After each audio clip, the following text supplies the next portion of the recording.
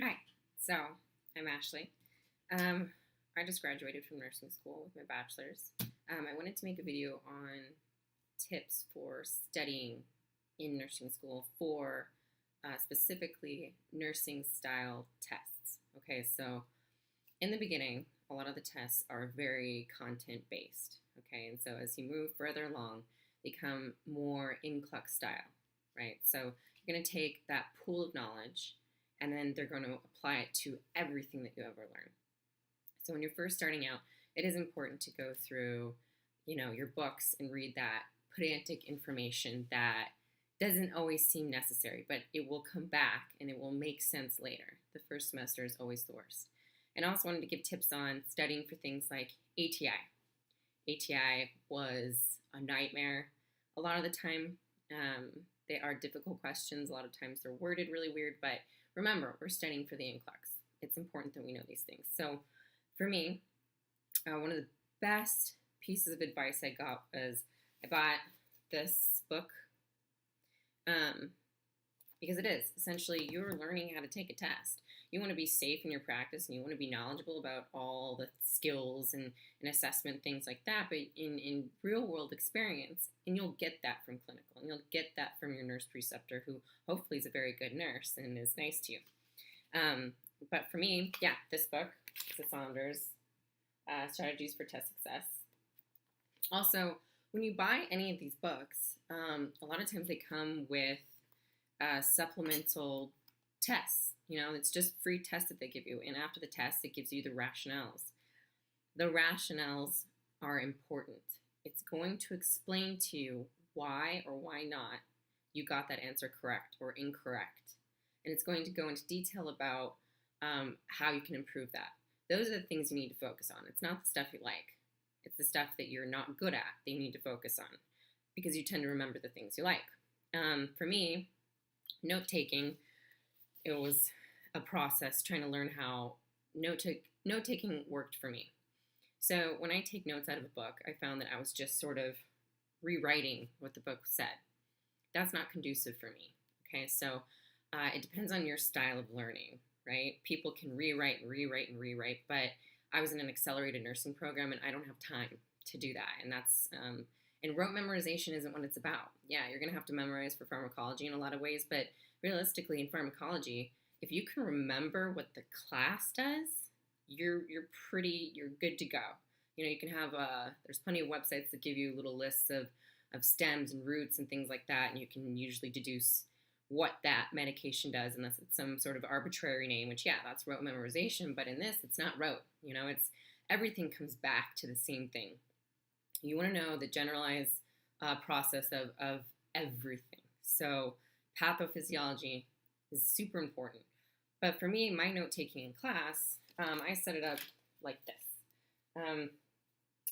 I set it up on, I don't use lined paper, and I did it in subsections because when you're note-taking, your brain doesn't process the information like you're going to write it down on a line and it's going to be linear and it's going to go that way down. And I didn't go back and reread those things. And there's no real evidence that says that the different colors help you remember things better. But for me, it catches my eye. So I write things so that it's something that catches my eye, that I'm not going to look over. Because let's be honest, you've got a book that's this big. You're not going to read that word for word, and you're sure as shit not going to rewrite everything in there. So one of the better things, the way that I studied out of a book, and I know a lot of you people out there are highlighters. You like to highlight everything. You're highlighting the whole page. Don't highlight the whole page. You're reading the whole page. The purpose of the highlight is basically the notes that you would have taken. It's the key points that you want to come back to. Is it something that your professor said to you? Is it something that you want to learn more about? Is it something you don't fully understand that you want to come back to? And there are a lot of books out there that talk about study styles of, we're going to bulletproof this one, question mark next to that one, and come back and rewrite those notes, and come back home and rewrite the notes that you took in class. And that might work for you. I think that that's time consuming, and I don't think you have enough time for that. So my style of highlighting looks something like that. And sometimes, you can write in the margins, or sometimes I did rewrite certain tables because the way that the book lays it out, the tables didn't always make the most sense to me. Also, in the books, take the tests in the back of the chapter. I recommend actually going through each chapter that you're assigned, because we would be assigned, 7 chapters in a week. You're gonna, what's this chapter about? So you're gonna read the beginning title of each paragraph, and maybe skim through it a little bit, just each one. Don't read the whole chapter. Go back, take the test before you even read the chapter, because that will tell you what you don't know. You don't want to study what you know because you already know it. So again, we're doing like a time thing. So for that, that's really important. And a lot of times these books, like the professors, if they're generally not writing their own tests, and you'll see some of the questions that you've already taken on those tests, and you'll be thankful for it, or it'll be worded a little bit different, and some of the answers will be slightly different, but you'll know because you read that, and that's something that may be stuck in your brain because you didn't know that.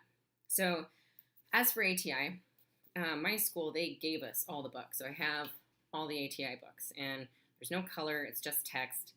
But the books take this and they put it down into like an outline. So yeah, I would go through each of those chapters as you go through school. I would read through those, and I would still highlight from those, and I would still take notes for them. But for a lot of the questions, don't depend on the books, because some of the questions are in greater detail that you would not have known had you not read through that somewhere in this, gigantic book or a YouTube video or anything like that. Like Khan Academy is awesome. It helps explain things. Great visualizations if that's the kind of learner that you are. So that's what I would recommend. And obviously, I didn't really have a study schedule. Like, I didn't stick to a specific plan.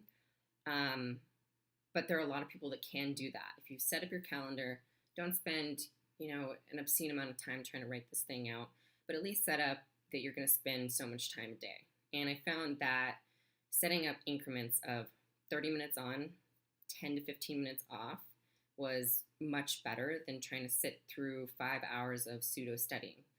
You come out 5 hours later, and what do you actually remember? So going through something and spending a solid 30 minutes, you're not on your phone, you're not on anything else, you're just spending 30 minutes, you force yourself to stop. Take that 10 to 15 minute break. Try to come back and recall what you read. You could even do that each page that you read. Stop after the page. Do you know what you read? Could someone ask you a question and you not have to look at the book to be able to answer that question? It's simple things like that. And I know you've probably heard a lot of that, but it really is. It's important. And as far as the ATI, take the practice tests online. And when you're done, generally it'll give a rationale. Again, read the rationale. And if it's something that sticks out to you, write it down.